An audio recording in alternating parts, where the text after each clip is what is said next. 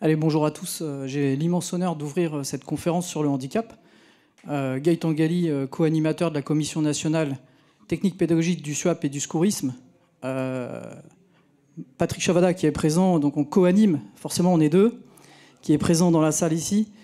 Me revient l'immense honneur d'ouvrir cette conférence sur le handicap.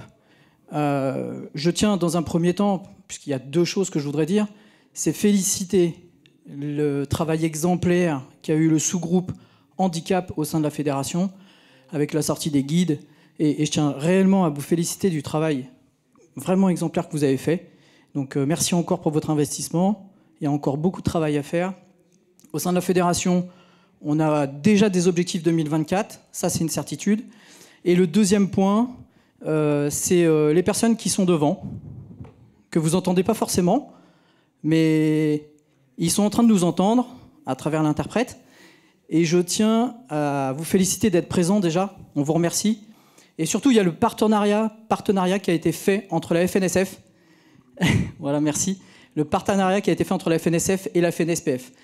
Le partenariat, c'était une première version. Il y aura forcément des autres versions par rapport à ça. Et donc, du travail pour 2024 et les années à venir. Donc, encore merci. Et je vous souhaite un bon débat et une bonne conférence. Merci. Thierry, à toi la parole. Très bien. Bonjour à tous. On va ouvrir cette conférence. Ceci permet de regarder un petit peu tous les travaux qu'on a faits sur quelques années. On a commencé tout petit et puis ça grandit petit à petit. On va le faire en 3 étapes, mais on va surtout laisser ensuite la parole à la salle parce que ce qu'on souhaite, nous, l'évolution de notre groupe de travail, elle est parmi vous. C'est-à-dire parmi vos questions ou quoi que ce soit, de façon à ce qu'on puisse répondre à vos interrogations, à ce qui peut exister encore.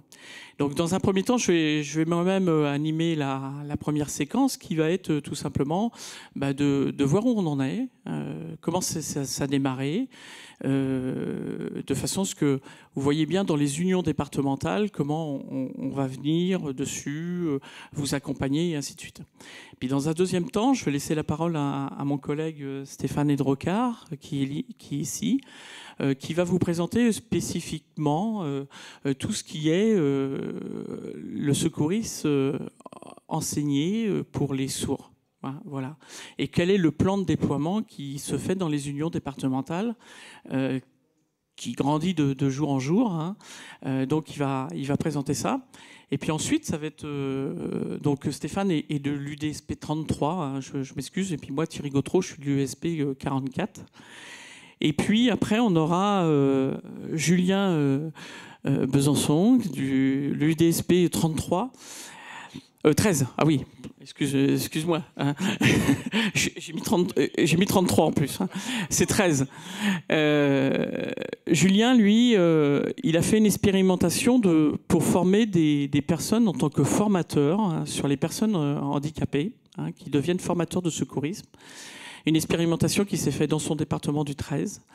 Et il va nous dire ce retour d'expérience qui, nous l'espérons, dans quelques temps, sera officiel à la direction de la Générale de la Sécurité civile, de façon à ce que dans toutes les associations, pas que les sapeurs-pompiers, mais cette formation de formateurs se fasse.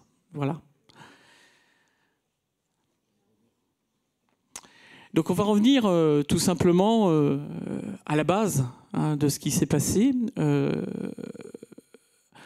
Il y a quelques années, pour enseigner, pour pouvoir passer son PSC1, il fallait faire, ou les gestes qui sauvent, le secourisme, il fallait réaliser les gestes de secours et pouvoir obtenir les diplômes et ainsi de suite.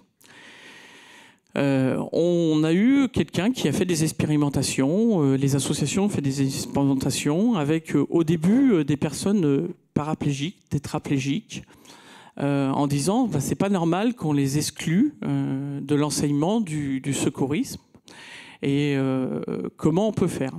Donc dans un deuxième temps, il fallait changer le texte de loi, arriver à ce qu'on arrive à un moment donné à ce que ces gens-là qui ne puissent pas réaliser des gestes eux-mêmes, parce qu'il y a des gestes qu'ils ne peuvent pas réaliser, puisse les faire réaliser par des gens qui sont capables de réaliser ces gestes. Hein. Et dans ce texte de loi, on a changé tout simplement fait réaliser. Hein.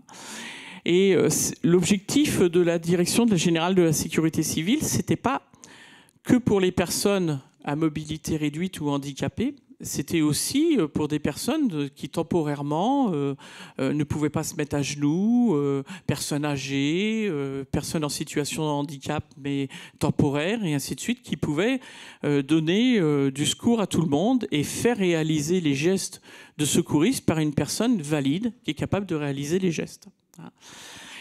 Donc ce texte de loi est sorti, les textes de secourisme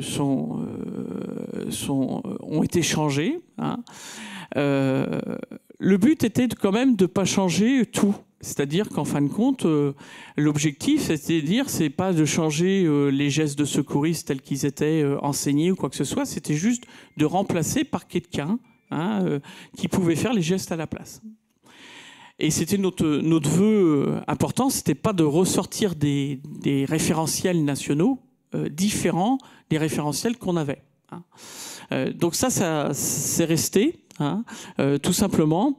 Et donc aujourd'hui, une personne handicapée, soit réalise les gestes, si elle peut réaliser les gestes, ou soit a fait faire réaliser les gestes par une personne qui sait les faire valide. Donc c'est ce qui s'est passé et c'est comme ça qu'on a parti sur le déploiement et on s'est vite aperçu qu'en fin de compte, on pensait qu'au début, tout le monde allait adhérer à ça, mais on s'est vite rendu compte que les formateurs avaient une réticence à l'handicap parce qu'ils ne le connaissaient pas. Voilà. Hein. Et donc, les formations ne se faisaient pas pour des personnes handicapées parce qu'il y avait plusieurs paramètres. Et donc, l'objectif de la Fédération nationale des sapeurs-pompiers, c'est-à-dire, ça allait aller vers nos formateurs sapeurs-pompiers, pour leur expliquer comment enseigner des gestes qui sauvent, hein, à des personnes handicapées et comment enlever ce pseudo peur qu'ils avaient pour enseigner aux personnes handicapées. Hein, donc ça, c'était un vœu pieux. Et donc très vite, on a dit il va falloir aller partout en France, expliquer, hein, dans toutes nos unions, hein, de façon à enlever cette peur. Et puis, éventuellement, de sortir un petit guide de façon à ce qu'ils aient moins peur à l'enseignement.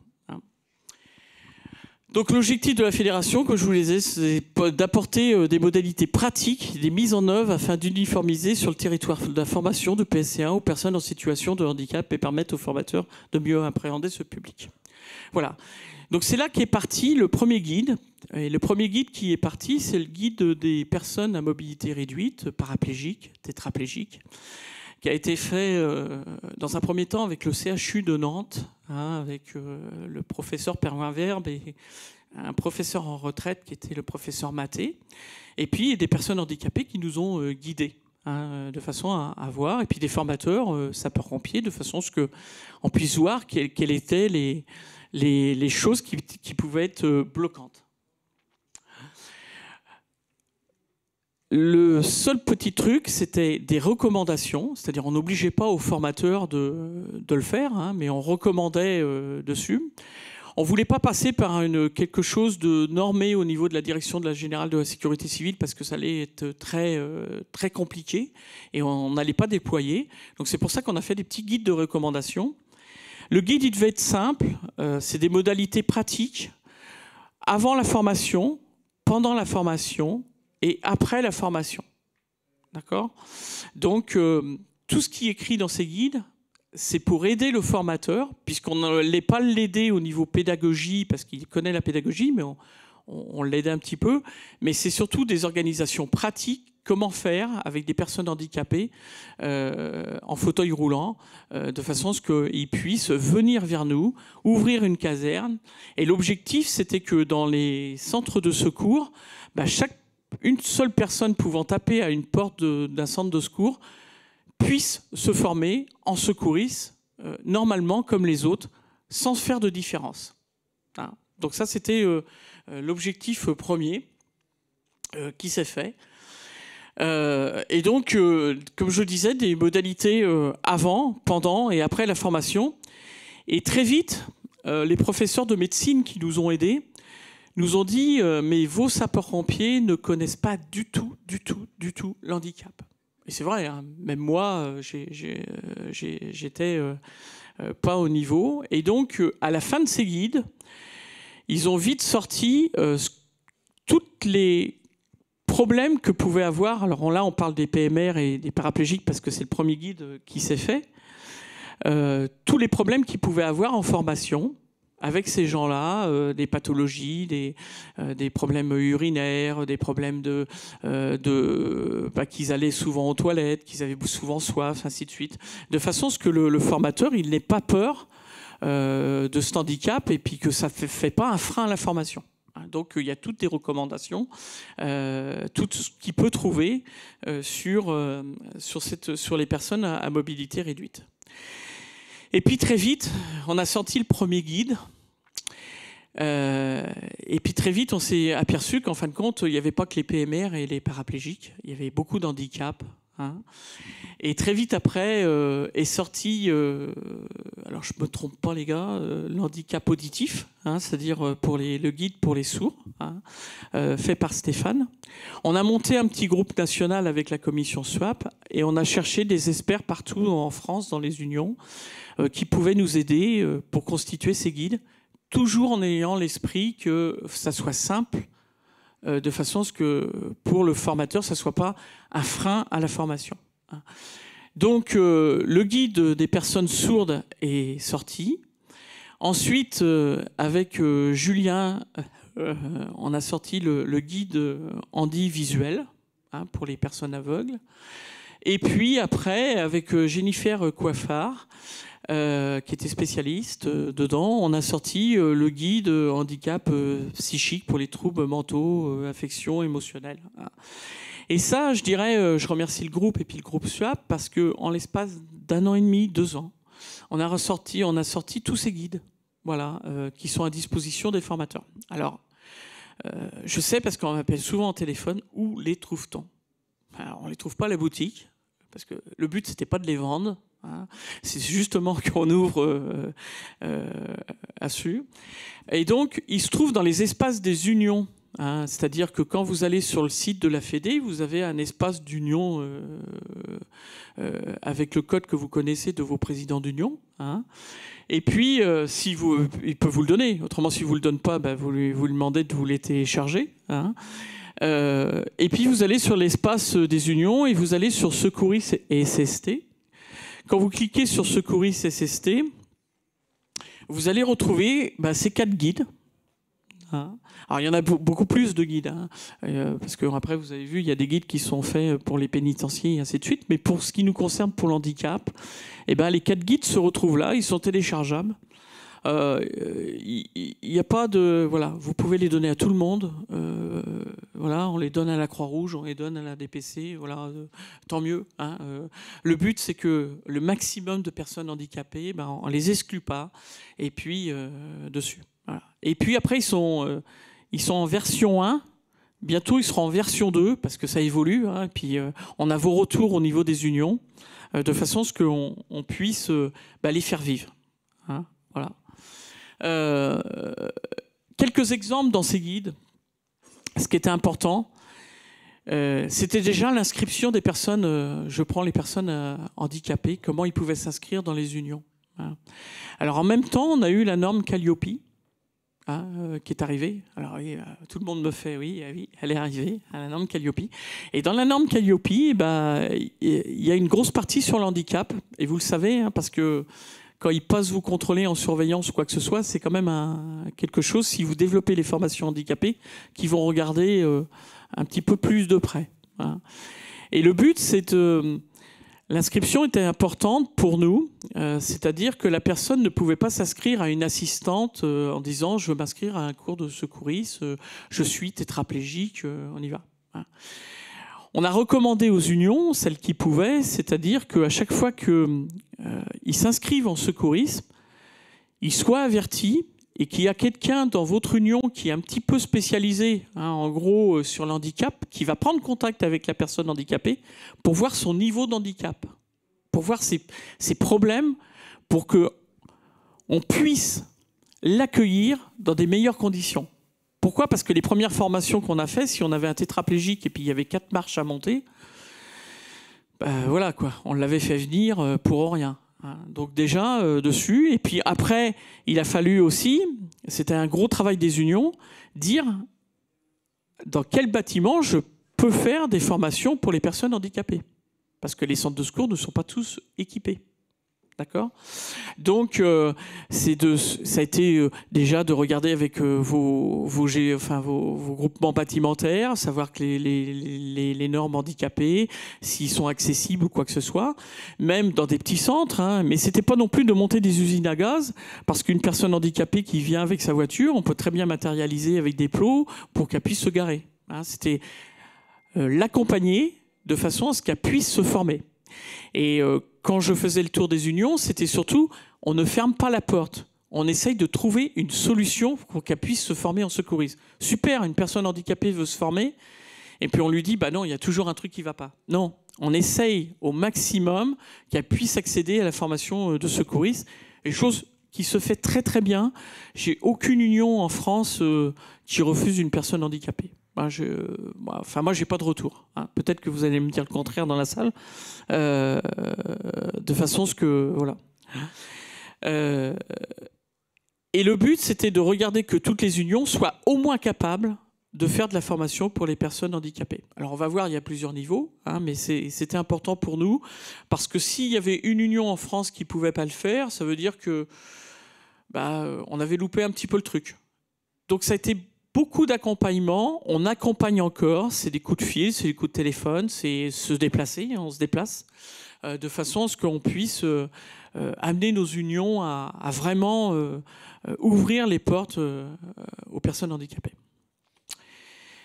Pendant la formation, alors là j'ai pris PMR parce que après ils vont vous développer les deux autres guides, hein, et puis peut-être que vous avez regardé tous les guides et puis vous nous poserez des questions. On est parti surtout pour les PMR sur de la formation de la démonstration pratique dirigée. Hein. Parce que là, on n'est pas du tout dans le même système, c'est-à-dire qu'en fin de compte, c'est la personne handicapée qui va expliquer à une personne valide. D'accord ? Donc, on est parti sur cette pédagogie-là et qui permet tout simplement que la personne, il faut qu'elle puisse décrire le geste à la personne valide pour qu'elle puisse le reproduire, par exemple, sur un mannequin, et ainsi de suite, et qu'elle puisse faire le secours. Donc c'était important. Et puis ce qu'il ne fallait pas, c'est qu'on soit en dehors des textes, puisque la personne, elle doit faire pareil qu'une personne valide. D'accord ? Et dans les guides aussi, vous retrouvez pas que les personnes handicapées, parce qu'il ne faut pas oublier les valides qui sont avec. C'est-à-dire que soit la personne elle va venir avec une personne qu'elle connaît, mais qui est valide, soit des personnes qu'elle ne connaît pas du tout. Et donc, lorsqu'on va enseigner le secourisme, il ne va pas falloir se cibler sur la personne handicapée, parce qu'on a fait une formation sur les personnes handicapées, mais surtout, ne pas oublier que c'est tout un groupe et que les personnes valides sont pareilles que les personnes handicapées, qu'on ne fait pas de différence. Hein. Et ça, au niveau des formateurs, on l'explique dans les guides, de façon à ce que, ils puissent voir. Et puis, c'est tout l'accompagnement qui était possible. Dans les guides, par exemple, pour les PMR, c'est de dire, si elle peut venir avec une personne qu'elle connaît, une personne, c'est plus facile. Voilà. C'est peut-être pas de commencer les formations dès 8 heures, parce qu'on sait que les personnes PMR et ainsi de suite, c'est peut-être un peu difficile de venir dès 8 heures. C'est adapter la formation aussi à eux. Hein. C'est peut-être aussi de dire, ces personnes-là, on les fait venir, il faut peut-être les faire venir qu'une fois ou plusieurs fois parce qu'ils sont fatigués. Hein. Donc tout ça, vous les retrouvez dans les guides si vous changez, vous feuilletez les pages, de façon à ce que vraiment on s'adapte aux personnes handicapées. Et puis, on va même jusqu'à la remise des diplômes. Généralement, dans toutes les UD, on fait des formations de secouristes du PSC1 et puis après on attend 10-15 jours ou quoi que ce soit que les diplômes arrivent, puis on fait une cérémonie officielle de remise de diplôme. Là, pour des personnes handicapées, il faut faire attention parce qu'à chaque fois que vous allez les faire revenir, par exemple PMR ou paraplégique, c'est peut-être des frais d'ambulance. Bah oui, parce qu'elle revient, c'est de la fatigue. Donc là, il faut anticiper avec votre assistante, tout simplement, qu'elle fasse les certificats à l'avance, de façon à ce que le soir, il y a une remise de diplôme qui se fasse la même journée, hein, ce qui est important. Et puis, ce qui est important pour eux, c'est de les valoriser, hein, de façon à ce que faire voir qu'en fin de compte, pour ces personnes-là, c'est pareil que les autres, ils sont capables de secourir des gens. Alors on a eu des cas de personnes handicapées qui ont secouru et qui ont sauvé des gens, hein, qui n'ont pas été mis en avant parce que c'est souvent des gens qui ne se mettent pas en avant, mais ça existait, on le sait en France que ça existait. Donc pour nous c'est une réussite, ça veut dire que ces personnes-là sont capables tout simplement de faire du secourisme, et encore heureusement. Et exemple... Là, je vous donne les 2 premiers exemples qu'on avait faits. C'est vraiment de valoriser l'action, hein, faire des belles affiches, faire des choses, ainsi de suite. Et il y a 2 choses. Hein, c'est soit la personne individuellement vient se former, ou soit elle vient en groupe. Et si elle vient en groupe, tant mieux, parce qu'il faut aussi prendre les personnels soignants s'ils sont avec vous, parce qu'eux, ils connaissent les personnes handicapées qui sont autour. Et une personne en fauteuil roulant, que ce soit PMR ou quoi que ce soit, c'est elle qui se connaît le mieux. D'accord ? Et ne la sous-estimez pas, c'est souvent des gens qui sont débordés d'énergie. Hein, voilà. Donc voilà ce que je pouvais vous dire en généralité sur les guides. Hein. Et puis, vous poserez des questions, soit maintenant, hein, s'il y en a un qui veut tout de suite poser une question, ou ce que je vous propose, c'est qu'on passe... à la détail d'une formation, comme ça vous allez rentrer dans les guides. Et je vais passer la parole à Stéphane Edrocard, de façon à ce qu'il vous explique un guide un petit peu plus en détail. Merci beaucoup Thierry, je vais prendre ta place pour des raisons pratiques.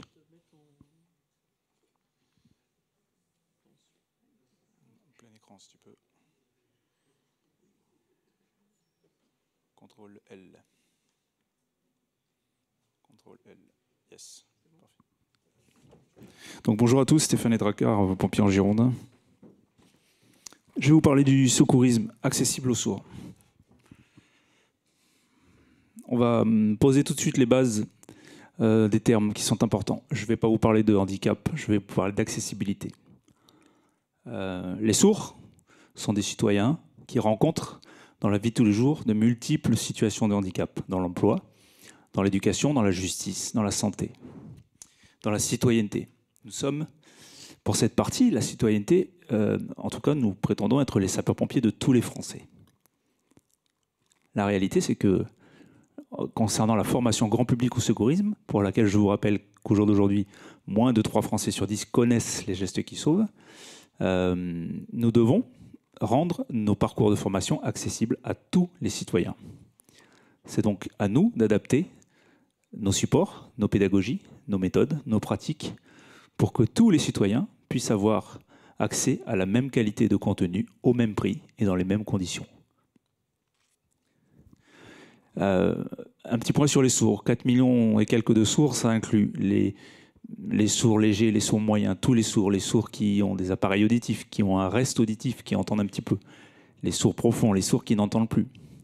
Quelle que soit la catégorie, ce sont des sourds qui ont choisi dans leur vie personnelle la communication soit avec le français oral parce qu'ils savent parler et ils entendent un petit peu avec leurs aides auditives, soit ils ont choisi l'autre langue française, la langue des signes française, qui, je le rappelle, est une langue, la 2e langue française. D'ailleurs, vous avez à votre droite une interprète professionnelle en langue des signes française. La langue des signes française permet de dire la totalité de la richesse du contenu de la langue orale. Et par certains aspects, il est même parfois de nuancer avec plus de couleurs, plus de nuances, la langue des signes, que les mots en français.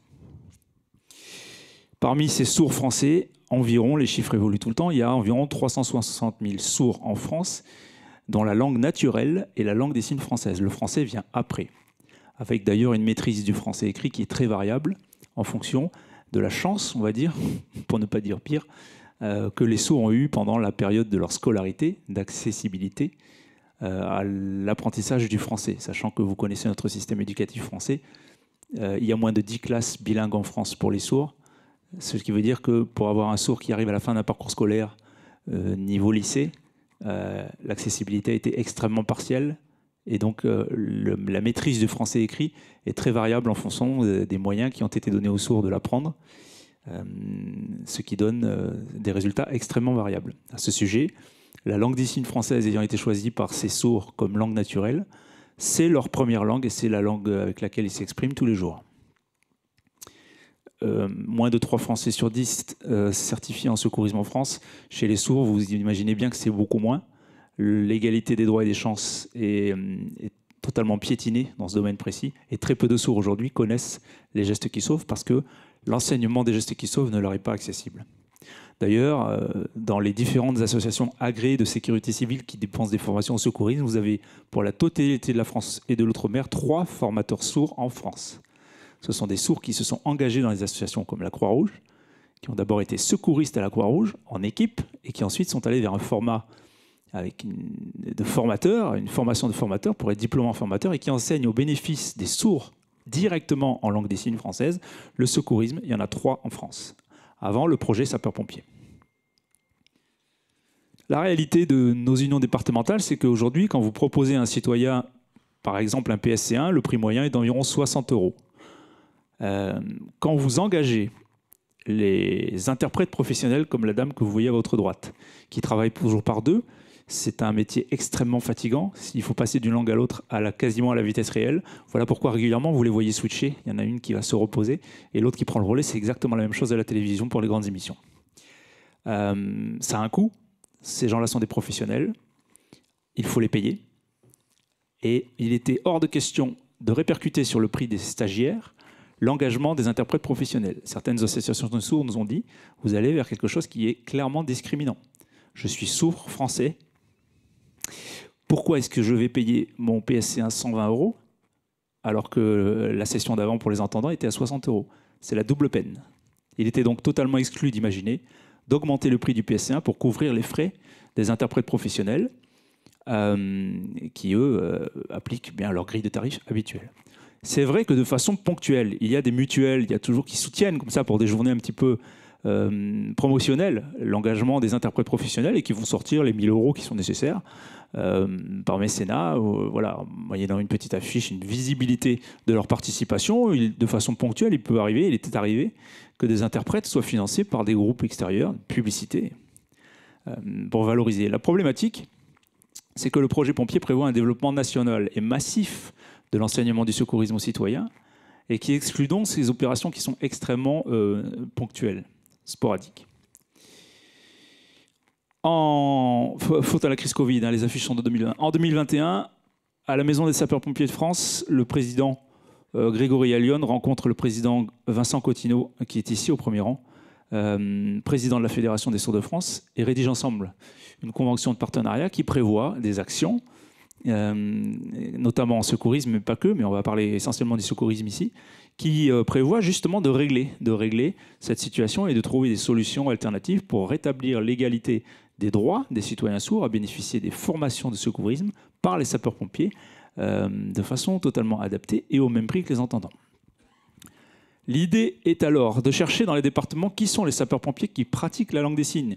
Il y en a beaucoup, soit parce que on trouve un pompier dont les parents sont sourds, donc il a grandi avec la langue des signes à la maison, soit les sapeurs-pompiers qui se sont lancés dans l'apprentissage de la langue des signes par appétence et ont eux-mêmes financé leur cours de langue des signes, soit des sapeurs-pompiers qui ont un frère, une sœur sourde et qui naturellement pratiquent à la maison les 2 langues, le français et la langue des signes française. L'idée est donc de chercher ces sapeurs-pompiers, de leur proposer, alors déjà de leur demander est-ce qu'ils sont déjà formateurs dans leur département, ce qui est le cas pour certains.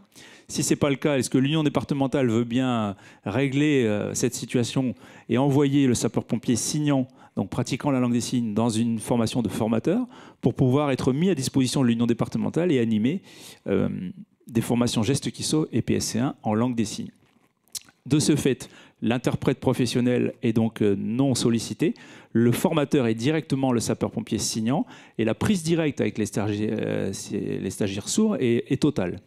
La deuxième problématique, si on peut appeler ça une problématique de la présence d'un interprète dans une salle de formation de secourisme, c'est que la totalité des stagiaires, toute la journée, regardent l'interprète et non pas les mannequins et les formateurs. Il y avait donc, par cette réponse-là, une solution aussi de trouver qui nécessitait du point de vue pédagogique que les stagiaires regardent les formateurs. Quand on a trouvé ces sapeurs-pompiers signants, certains nous ont dit « je n'ai pas un niveau de langue des signes suffisant pour être autonome toute une journée face à un groupe de sourds. J'ai une langue des signes basique, familiale, le langage médico-secouriste qu'on utilise dans les formations est compliqué et il est hors de question de bâcler, il est hors de question de laisser partir un stagiaire sourd à la fin d'une journée PSC1 en sachant qu'il n'aura eu qu'une perception partielle du contenu. Quand on voit les grilles finalement qui sont certificatives quelque part, où on doit s'assurer que les gestes ont été compris et réalisés, dans ce contexte-là, il était impossible de ne pas assurer une accessibilité totale du discours formateur. On a trouvé dans la société civile des sourds qui, pour certains, ont été JSP et se sont fait recaler à l'entrée au concours professionnel ou à l'activité de sapeurs-pompiers volontaires due à leur surdité. Et pourtant, aujourd'hui, dans les sections des jeunes sapeurs-pompiers, vous avez des sourds. Il faudra donc, les présidents se sont interrogés là-dessus, dans l'avenir, se poser la question de l'avenir des sourds. On sait que les sourds aujourd'hui ne peuvent pas être sapeurs-pompiers puisque lors de la visite médicale, ils sont recalés au même titre que s'ils essaient de rentrer dans la gendarmerie ou à l'armée. C'est les mêmes barèmes, à quelque chose près. Par contre, les unions départementales peuvent très bien engager ce citoyen sourd en tant que membre de l'union pour qu'il vienne y animer et co-animer avec le sapeur-pompier qui parle la langue des signes, du secourisme grand public. Dans un premier temps, nous avons besoin d'un formateur certifié, diplômé, capable de dispenser des certificats de compétences PSC1, mais on peut très bien lui associer un sourd. Pour certains, acculturés à la maison pompier, parce qu'on a beaucoup de sourds qui ont un frère, un père pompier, et qui connaissent par cœur la maison de pompier, et qui va apporter, lui, la richesse de sa langue naturelle, là où le pompier va apporter son bagage formateur, secouriste, pompier. Et on a donc un duo d'intervenants qui vont s'enrichir mutuellement, à savoir que le sourd va gérer la salle au niveau linguistique, répondre aux questions, et le sapeur-pompier va, dans ce partenariat, enseigner le secourisme à son binôme sourd. Et Julien vous en parlera plus tard, à un moment donné, pour des raisons d'équité, parce qu'il est hors de question que le sourd reste l'éternel adjoint du sapeur-pompier, le sourd ira se former à la formation de formateur et reviendra dans son département avec le même niveau de compétences et le même diplôme que le sapeur-pompier formateur. C'est l'objectif. Ça s'appelle l'autodétermination.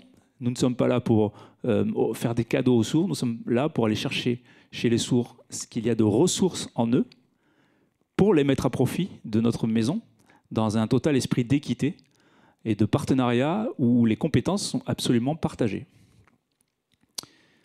La Fédération des sourds de France, dans ce partenariat, ce n'est pas qu'une fédération, c'est aussi de très nombreuses associations de sourds dans les départements affiliées à la fédération.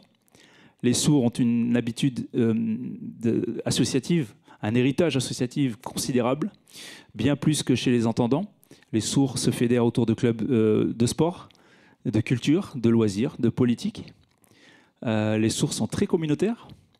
Dès lors que vous avez identifié dans un département une ressource, que vous savez faire du secourisme adapté pour les sourds, la fédération s'engage à communiquer dans le cadre de notre partenariat et par les réseaux, les nombreux canaux de communication qui sont les leurs, dans le département, les associations de sourds en disant les sapeurs-pompiers sont capables de nous accueillir dans notre langue, allez-y.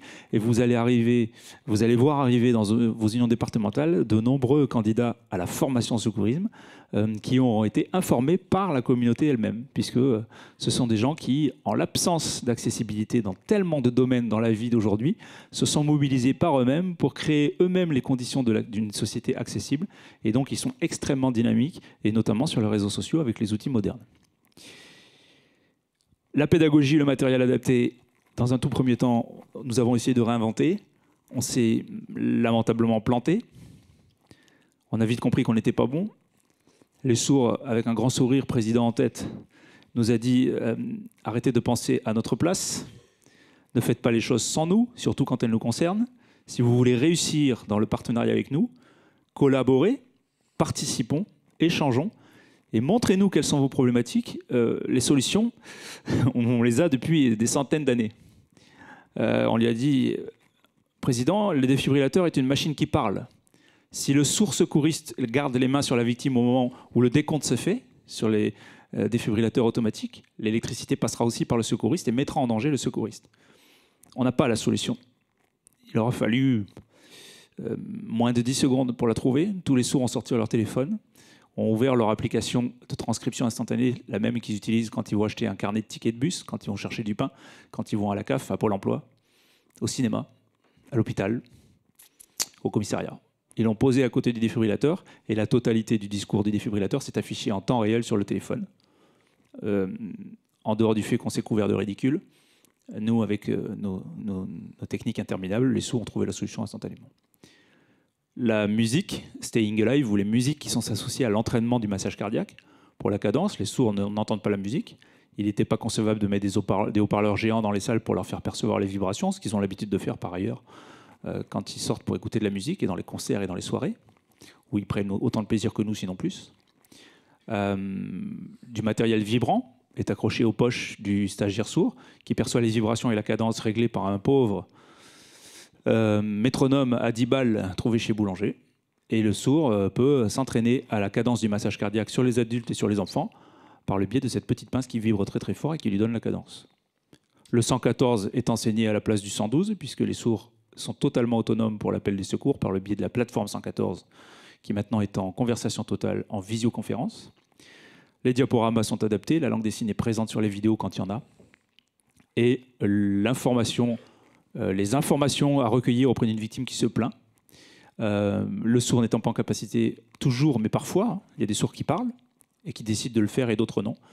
Toutes les adaptations pédagogiques ont été prévues pour que le sourd puisse assurer sa mission de secouriste avec le même niveau de qualité attendu de chacun d'entre nous. Anecdote simplement de dire que toutes les solutions ont été trouvées par eux et pas par nous.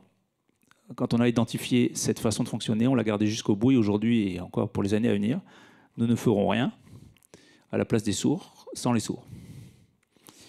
Le guide du formateur, on vous en a parlé, vous le trouvez sur pompier.fr dans la rubrique Accès Union. C'est un guide à l'usage des formateurs dans les départements qui veulent se lancer dans l'enseignement des gestes qui sauvent pour les sourds. Simplement, la particularité, c'est qu'elle ne peut être animée dans les territoires que par un binôme d'un pompier qui parlera la langue des stagiaires sourds et d'un sourd associé à lui. On ne peut pas aujourd'hui choisir un formateur, lui dire « tiens, prends le guide et lance-toi ».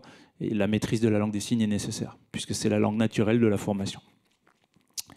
On a évidemment, avec les sourds, préparé des PowerPoint. Toute la communication du sourd passe par l'image. Les sourds perçoivent le monde par l'image, par ce qu'ils voient.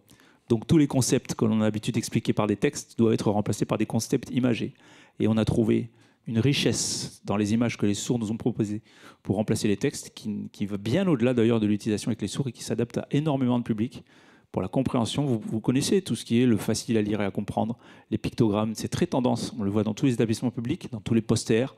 Quand on va passer un scanner, un IRM, l'IRM n'est plus expliqué par un texte, il est expliqué par une bande dessinée. La façon de voir le monde des sourds, c'est ça, c'est l'image. Ils sont donc, à ces titres-là, les meilleurs experts qu'il faut pour remplacer les textes par des images. Et la fédération accompagne les territoires qui le veulent, évidemment, on n'a rien imposé, avec des supports imagés, modifiables, évidemment, qui permettent à chaque département de préparer ses supports de formation adaptés, de façon à ce que le stagiaire sourd qui bénéficie d'une formation dont les supports ont été pensés par eux reconnaîtra tout de suite que c'est un sourd qui l'a fait. Pour terminer, une petite carte de France de la situation actuelle. Aujourd'hui, dans les départements verts, vous avez un sapeur-pompier signant associé à un sourd qui a été engagé à l'UD en qualité de membre et qui fait de la formation grand public, mais qui a été aussi engagé en tant que sapeur-pompier volontaire expert dans le SDIS du département pour aller mener des actions de sensibilisation aux pompiers de la garde, notamment pour savoir comment prendre en charge les victimes sourdes. Et il y a plein d'autres actions qui sont menées du partenariat. Au premier rang, ici, vous avez des sapeurs-pompiers. Tous les sapeurs-pompiers que vous avez au premier rang sont sourds. Et ce sont des sapeurs-pompiers volontaires experts. Ils sont dans plusieurs départements et ils mènent ces actions. En orange, les binômes sont déjà constitués, mais le sourd n'est engagé qu'à l'UD. En bleu turquoise, nous avons identifié un candidat sérieux, sourd, puisque nous avons une présélection ici à la Fédération avec des critères précis, mais nous n'avons pas trouvé le sapeur-pompier signant. Voilà pourquoi nous invitons les UD à partir par le biais peut-être de la boîte mail des amicales, à savoir quelque part dans votre territoire, vous avez forcément un sapeur-pompier qui s'exprime en langue des signes. Il faut l'identifier, le trouver, le connecter à nous et ensuite lancer l'action. Dans les territoires bleus, bleu nuit, bleu marine, nous avons le sapeur-pompier signant, mais nous n'avons pas encore trouvé le candidat sourd. Voilà un petit peu la carte, ça grossit chaque année. Si jamais vous avez un sapeur-pompier dans votre département, on ne le sait pas encore, il faut le trouver, il ne s'est pas forcément manifesté, même au bout de 5 ans, et nous communiquons énormément. Si vous voulez flasher à l'issue de la formation, ou même si ça marche d'ici, j'en suis pas certain, ce QR code, ça vous emmène vers un site internet que nous avons fait nous-mêmes et qui permet aux candidats sapeurs-pompiers ou en candidat sourd, en un clic, de se connecter à nous, de montrer qu'il existe, et ensuite on le met dans la boucle et on essaye de l'identifier et de lui proposer les solutions. Un dernier mot pour vous dire que les référents que nous sommes, vous accompagnons de A à Z dans les territoires, vous n'êtes pas seul. Il y a évidemment les guides qui sont en ligne pour animer, mais pour réaliser toutes ces actions, pour engager des sourds dans les unions départementales, pour engager les sourds en tant que sapeurs-pompiers volontaires experts dans les SDIS ou dans les deux, nous vous accompagnons déjà sur la base des expériences passées, on vous montre ce qu'ont fait vos voisins, dans quelles conditions ils ont été recrutés, et on répond évidemment toute l'année à toutes vos questions sur ces thématiques, sachant que de toute façon, c'est en train d'exploser partout, et plus on est connu, plus on a, et on va devoir du coup vous accompagner, vous avez à peu près tous les mêmes questions, donc l'objectif c'est de couvrir à l'échelle de 5 ans la totalité du territoire, de façon à ce que tous les sourds en France soient traités de la même façon et puissent avoir pas trop loin de chez eux une formation accessible dans les mêmes conditions, qu'on soit dans le Pas-de-Calais ou à La Réunion. Merci, j'ai terminé. Merci Stéphane. La parole est à Julien pendant une dizaine de petites minutes et ensuite un temps d'échange avec la salle. Les copains sont sympas, ils m'ont bouffé le temps. Donc, je vais faire avec. Hein.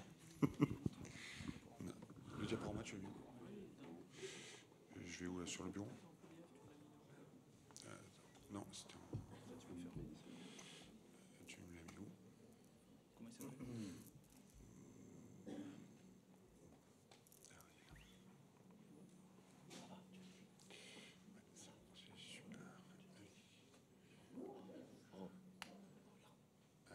C'est bon? Allez, bonjour à tous. Donc, dernière partie, donc, on va essayer de faire un peu plus court pour qu'il y ait un temps de questions. Donc, Julien Besançon, qui vient des Bouches-du-Rhône. Et je fais partie donc, de la sous-commission donc, handicap et secourisme. Et je suis responsable et référent handicap sur l'Union régionale Sud-Méditerranée. Très rapidement, en 2019, donc ça remonte un petit peu, mais malheureusement, il y a eu un peu le Covid entre-temps, donc on n'a pas pu reproduire l'expérience. Nous avons monté une PAE-FPSC pour des personnes en situation de handicap. Alors pourquoi cette expérimentation? Tout simplement, c'est qu'on avait réussi à franchir le pas sur la formation PSC1 Gestes qui sauvent, et on s'est dit pourquoi pas monter d'un cran. Ça représentait deux axes fondamentaux pour nous, c'est-à-dire déjà lutter contre la discrimination, montrer que c'est possible et qu'avec de l'adaptation, finalement, eh bien, on peut réaliser des choses formidables. L'expérimentation donc, de cette formation de formateurs adaptée à tous, conforme à la commande de la présidence de la FNSPF, donc, qui s'est déroulée du 20 au 30 octobre 2019 sur l'île du Frioul à Marseille. On est parti en base de départ d'un retour d'expérience d'une première formation qui avait eu lieu un an avant, en partenariat d'ailleurs avec l'UDSP 13 et la Croix-Blanche de Marseille, où on avait intégré 4 personnes en situation de handicap. La formation s'était relativement bien passée, mais on avait pris justement pour exemple tout ce qu'on pouvait améliorer par rapport à cette première formation, ce qui nous a permis de faire évoluer notamment le référentiel interne de formation et de certification de la PAE-FPSC avec une adaptation induite pour le public visé suite aux remarques de la DGSCGC. Nous souhaitions intégrer à cette formation des sapeurs-pompiers touchés par le handicap pour les réinsérer dans la corporation par le biais de l'enseignement du secourisme grand public. Par manque de candidats, nous ouvrons à 2 civils malvoyants, un ancien militaire belge amputé d'une jambe, et nous ouvrons également cette formation à 4 personnes valides dans une démarche de mixité, dont 2 orphelins de sapeurs-pompiers. Vous voyez bien que la tonalité sociale, la tonalité d'inclusion de toutes les strates de notre corporation a été prise en compte, bien entendu, et c'était extrêmement important pour nous. Donc au bout de 10 stagiaires, dont 6 personnes en situation de handicap, donc comme on l'a vu précédemment, 2 apprenants PMR, un apprenant en impotence fonctionnelle, un apprenant en impotence fonctionnellement inférieur et 2 apprenants en déficit visuel. Alors vous pouvez remarquer, je vais juste m'attarder 3 secondes, on n'a pas pris de personnes sourdes, car effectivement, tout simplement, pour monter une PEF-PSC à destination d'un public sourd, il nous faudrait de l'interprétariat. Interprétariat qui a un coût. Par contre, ça, c'est un objectif. Donc, tout à l'heure, Stéphane l'a abordé. C'est notre prochain objectif de monter une PEF-PSC pour des sourds avec de l'interprétariat pour qu'on puisse justement intégrer tous ces formateurs sur les territoires et faire des PSC1, GQS, grand public, pour notamment un public visé sourd. Donc, le lieu de formation proposant des prestations tout compris, logement, restauration et salle de formation est bien entendu complètement adapté aux personnes en situation de handicap ou bien sûr adaptable. Donc là, on peut voir quand même un lieu de formation qui est quand même pas désagréable du tout sur les îles du Frioul. Là où on a aussi un peu renforcé notre carcan, ça a été sur l'équipe d'encadrement. Donc déjà une équipe pédagogique composée de 4 formateurs de formateurs. Donc moi-même, M. Nicolas Guiraud du DSP 13 et M. Anthony Thielin qui est parmi nous et M. Benjamin Bazelli qui est aussi au congrès en ce moment. 2 personnes qui nous ont été là pour l'aide quotidienne, effectivement, pour le transport, pour les déplacements, pour l'apprentissage pédagogique. Donc Stéphane Edrocard qui est à ma droite et Madame Christelle Déhu. Et enfin, nous avons mis en place un soutien sanitaire, car effectivement, ces personnes en situation de handicap, pour certaines, avaient besoin de soins quotidiens.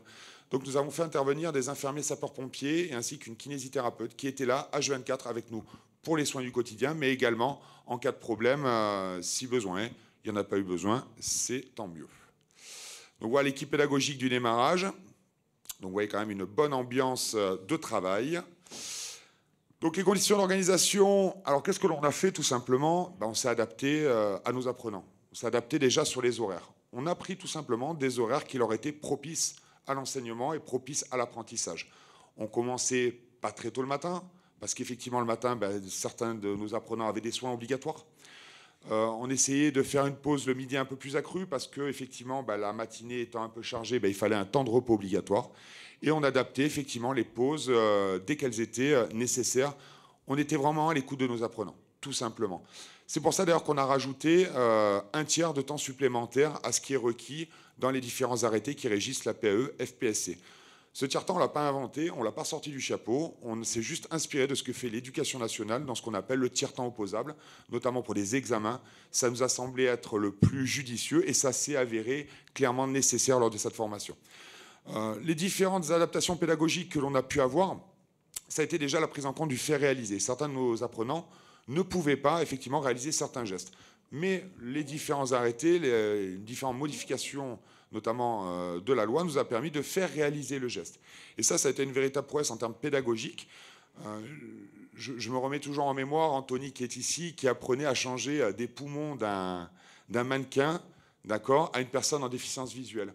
On a travaillé sur le kinesthésique, on a travaillé sur le toucher, sur l'adaptation, et on a eu des résultats phénoménaux. Ensuite, l'intégration, bien entendu, de la démonstration pratique dirigée avec un soutien d'un apprenant lors des phases de découverte.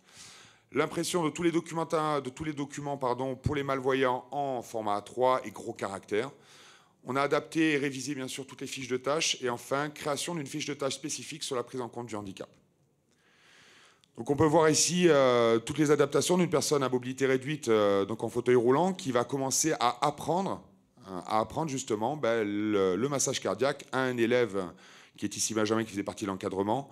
On peut voir également justement Valentin en bas à gauche qui, lui, étant tétraplégique, avait des difficultés motrices fonctionnelles, mais qui malgré tout pouvait indiquer les différentes marches à suivre pour l'apprentissage de différents gestes de secours. L'adaptation pédagogique, ça a été fait aussi par l'évaluation qui a été réalisée en adéquation avec le RIFC, ainsi conçu avec la prise en compte du faire réaliser pour la partie 15, donc dans les maîtrises techniques du PSC1, faire réaliser. Donc ça, c'est une intégration par rapport aux compétences à acquérir. On a enrichi ces compétences avec un faire réaliser que l'on a pu justement intégrer là-dedans. Pour faire simple et court, tous nos stagiaires ont été validés. Ils ont tous validé l'intégralité des compétences requises. Ils ne l'ont pas volé, ils l'ont mérité, ils ont travaillé. Ça a été dur, ça a été extrêmement difficile pour certains. Mais ils se sont dépassés. Pourquoi? Parce que notre corporation, elle sait se dépasser quand elle est solidaire et quand elle arrive justement à donner le goût de l'inclusion, de la réinsertion dans notre corporation. Le temps défini, bien sûr, s'est avéré nécessaire et le soutien sanitaire s'est avéré indispensable. Bien sûr que c'est une machine qui est plus lourde qu'à l'habitude. C'est une machine en encadrement qui est beaucoup plus complexe. Mais malgré tout ça, moi, ce que je retiendrai, c'est une aventure humaine, hors du commun, avec des compétences au-delà du handicap, qui aura une résonance décuplée et surtout porteuse de valeurs extraordinaires. On peut voir un petit en photo, justement, sur la droite, Anthony qui apprend à changer un poumon, qui apprend à travailler sur un mannequin à une personne en déficience visuelle. On peut voir justement tous les accompagnements pédagogiques que l'on a pu faire et la bonne ambiance, justement, qui a régné tout le long de cette formation. Avec petit bonus, on leur a offert une après-midi une sortie en plongée sous-marine. Alors, c'est pas anodin, parce que sous l'eau, on est tous égaux. Sous l'eau, on ne se parle pas. Sous l'eau, on est tous transportés. Et en fait, je voulais qu'on ait ce temps d'égalité. Ce temps où, au final, on est tous pareils. Qu'on soit sourd, qu'on soit déficient visuel, qu'on soit paraplégique, tétraplégique. Sous l'eau, finalement, on était tous les mêmes. Et je pense que même moi, j'étais beaucoup plus en galère parce que j'avais jamais fait de plongée de ma vie. Donc, oui.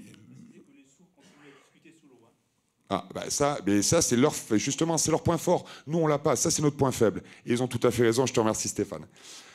Juste pour terminer, donc voilà, ça a été une expérience humaine formidable.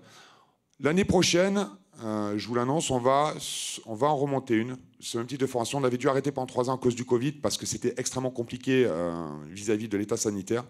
La prochaine PAE-FPSC pour des personnes en situation de handicap se fera en Haute-Corse.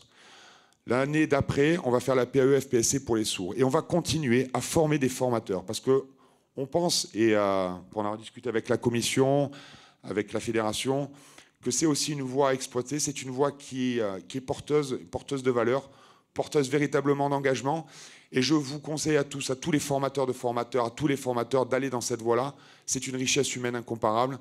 Et c'est des moments de partage que, à titre personnel, j'ai rarement vécu. Je vous remercie.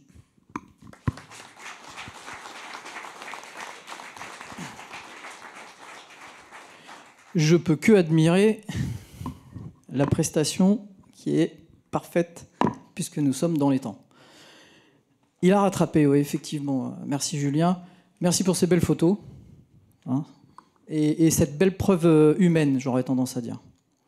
Parce que avant tout, c'est des épreuves humaines qui sont amenées dans la bienveillance, et ça je le sais parce que j'ai confiance en eux, dans la façon dont ils amènent la formation dans ce domaine-là. Y a-t-il des questions dans la salle? Puisque on a quelques minutes pour aborder des questions. N'hésitez pas, on ne mord pas et on est là pour ça. Donc, n'hésitez pas. Il y en a une au bout. J'arrive.